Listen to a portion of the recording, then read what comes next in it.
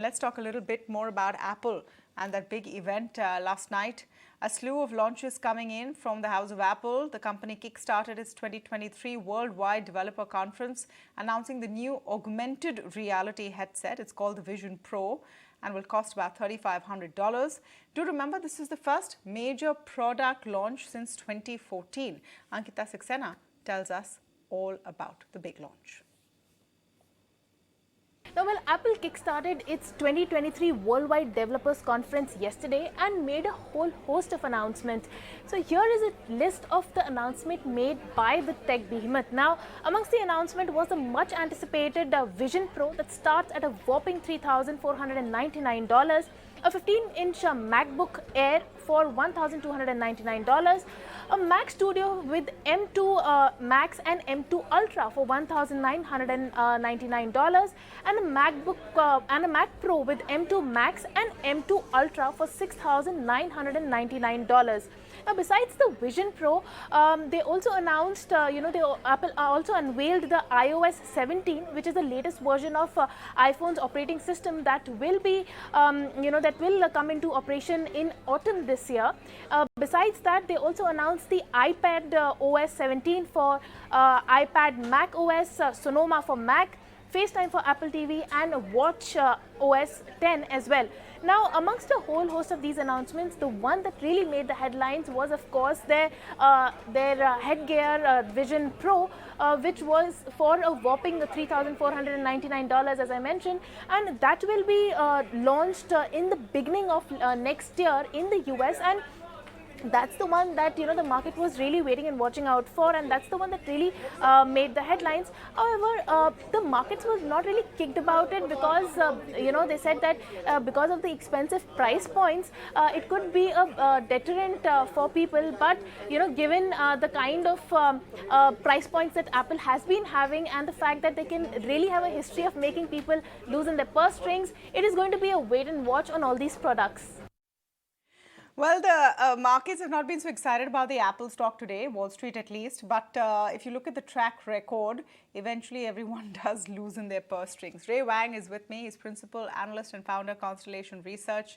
Ray, great to speak with you on the show this evening as everyone tries to figure out whether this headset is going to be the game changer. First mega launch, I would say, differentiated launch in nearly a decade. Do you think it's that wow moment?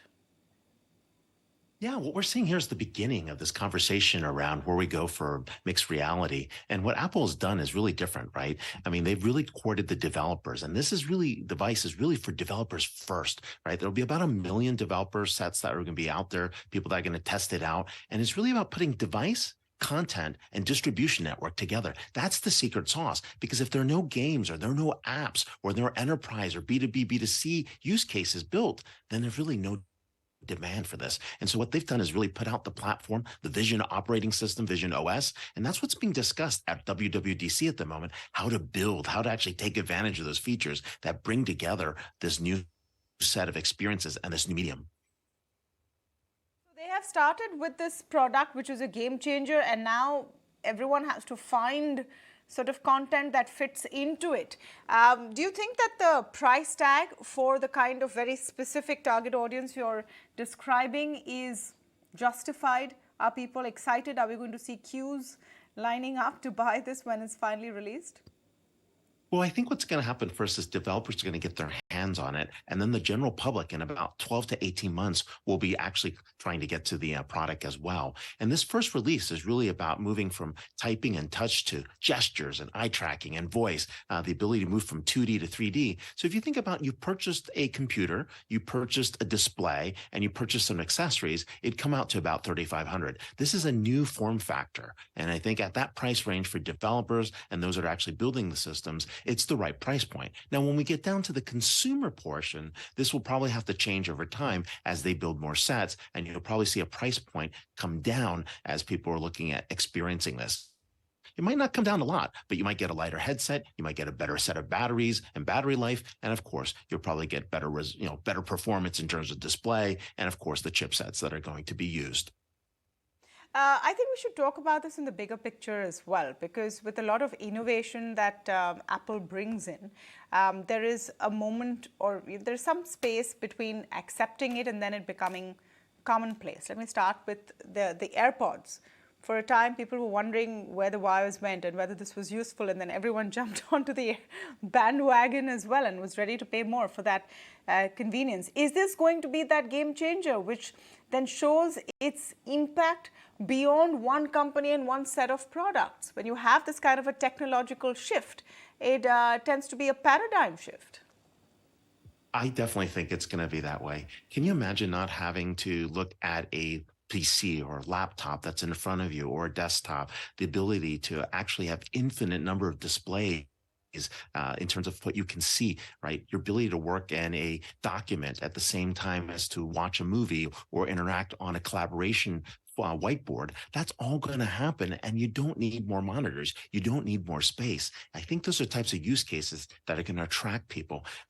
In addition to that, it's really changing the way we're going to consume entertainment. It's going to change the way we think about personalization. It's going to change the way that we actually control things in terms of our ability to actually access new types of information. And so things are going to move from 2D to 3D. I think that's the first thing that you're going to see. And the second thing is the ability to actually take existing vision, as you look at Vision Pro, the ability to look into the reality as well as augment that reality. And I think a lot of people haven't been able to experience that yet because it's been on mobile devices. It's been a really heavy, kludgy web like goggles that don't work. And this is actually something that's very different. Till about a year ago, everyone was going nuts, I would say, very excited about the metaverse, and then it's sort of died down. It's not the buzzword anymore, but this is the entry point, isn't it, to that kind of an experience. This is the hardware that you need to actually experience that kind of augmented reality, and would you say it's fair to say this is going to be more commonplace sooner than later? I think it's going to take about 3 years for this market to develop, but we believe that the spatial computing market is about 451 billion by 2030. So this is a space that's going to continue to grow, and it's going to be the new way we access the internet, the new way we access experiences. So I think it's going to definitely change. Well, I'm actually very confident that it's going to change the way that we interact, the way that we connect, and the way that we actually access information. Right, so exciting times ahead, no doubt. This is not for everyone right now, but this is a game changer. The technology is here. That means it's going to trickle its way down to more larger populace sooner than later. Thank you, Ray. Always a pleasure to speak with you. Thank you very much.